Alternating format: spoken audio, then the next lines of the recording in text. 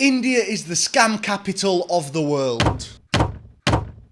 Before I visited India, this is all I saw online. People talking about getting scammed, so obviously I expected the worst. But is India really the scam capital of the world? I'm Max and I have been travelling the world for 8 years. I have just spent 1 month travelling around India and I visited a bunch of different places, and this is my honest thoughts on India and scams. Before we go any further, I think it's important to define what is a scam, because from travelling to a bunch of countries, I think there's a difference between a scam and a tourist price.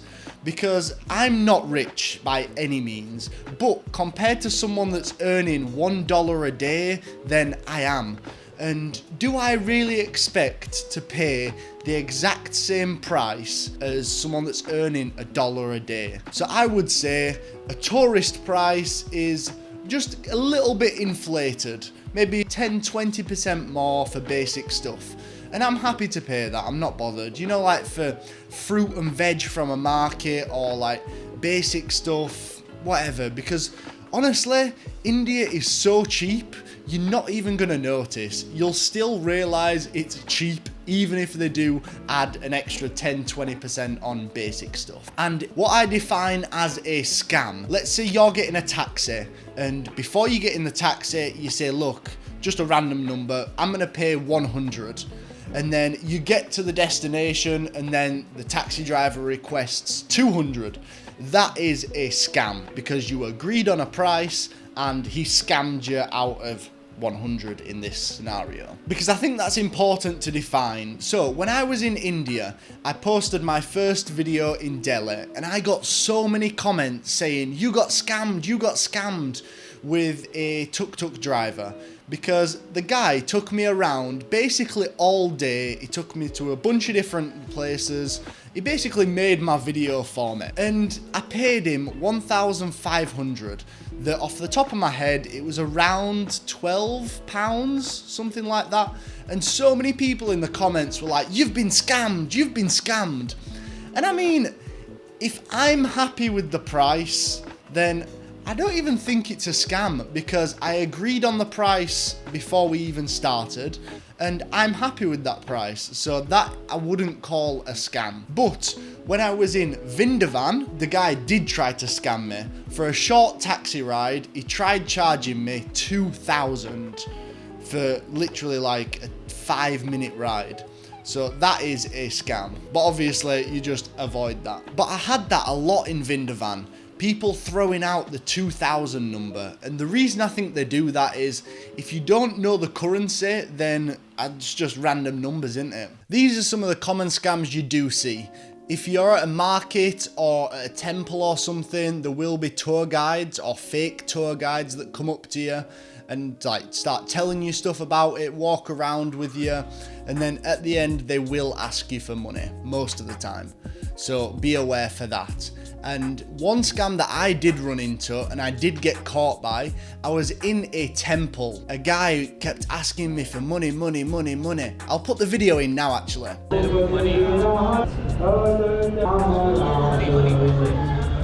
How much?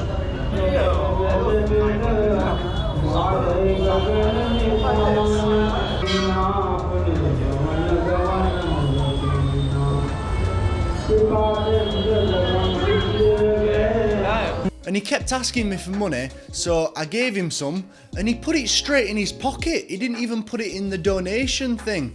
And from the comments I learned you don't need to give a donation, and if you do, it can be very small, like 20, 30. I gave 200. It's still not much, but yeah, I got scammed there. But like I say, it is only £1.30 or something. You can't get too uptight over it. The photo scam. So people take pictures of you, like the India Gate is the perfect example of this. They take pictures of you and then come up to you and then I wouldn't really even call it a scam. It's more just trying to sell you photos. Digital copy, soft copy, cell phone transfer. This demo. I don't know. Only small price. I don't want it. Each one 150. I don't want it. Only soft copy, digital copy, cell phone transfer. I don't. One more try.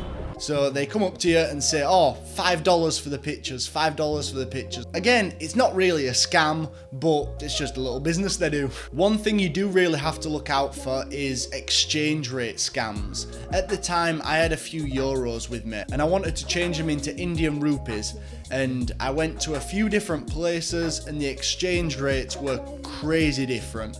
I remember off the top of my head, one was like 88 to the euro and I ended up getting 105 to the euro. So that is a significant difference. If you are just changing money at a small little street stall or some guy, make sure you check on Google what the exchange rate and what you should get.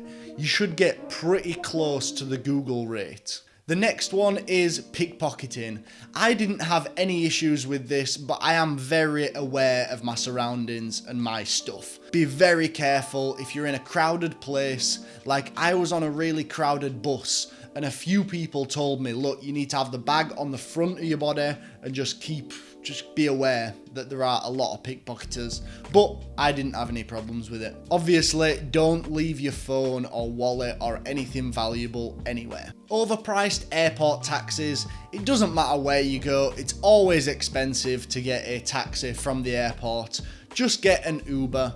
You can go to the Uber kiosk, they usually have Wi-Fi, book an Uber there, and yeah, simple. Because when I just arrived in India, the taxi guys tried charging me, off the top of my head again, I think it was 1,200, and I eventually paid around 700 or 800, a significantly less amount. And you do have a lot of people begging, and I found it really hard, especially in Mumbai. So many people are begging, and I do try to give money out, but you just can't give money to everyone. I would go broke real quick.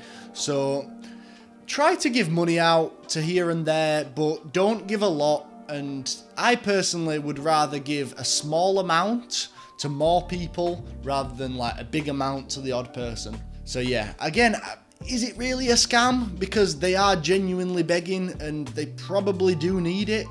So it's one of them. After spending time traveling around the country, visiting a bunch of different places, I can honestly say I do not think India lives up to the name of the scam capital of the world. Because compared to other places I have been, such as Egypt, and this is just a general statement, but I think Egypt genuinely tried to scam you more than when I was in India. I think in India, the tourist price is a lot more standard, like paying, I don't know, 20% more for basic stuff. But like I say, really, India is the cheapest place I have ever visited in my life. And if you add 20% on top of the price, you still realise it's very, very cheap. At the end of the day, I think if you're genuinely happy with the price, then it's just either a fair price or a tourist price. Saying that, you do have to be aware of the currency. When you land in a country, you don't have a clue what the money is. Like 500, what is that? What does that actually equate to? So I would definitely recommend getting an eSIM. I use Mobimatter. I'll put the link on the screen. I'm not sponsored by them, but that is genuinely what I use, and I get a little kickback. And I think you get a discount. I'm honestly not even sure about it, but you can use that code on the screen, and like I say, I think it's a discount. But it really does help just to be able to check on your phone when they give you a price, oh, that's whatever British pounds or whatever euros, so you actually understand the prices. So yeah, overall, I do not think India is the scam capital of the world in day-to-day life. I don't know about online stuff. These are my honest opinions. I make travel vlogs on my main channel, Yorkshire Lad Abroad. If you want to check them out, definitely do it. I documented basically my whole experience. So hope you enjoyed. If you did, please like, comment, subscribe, and join me in the next one.